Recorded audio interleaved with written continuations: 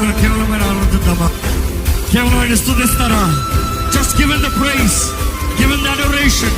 స్తుతి, ఈ స్థలమంతా స్తుతితో నింపబడాలి. ఈ స్థలమంతా స్తుతితో నింపబడాలి.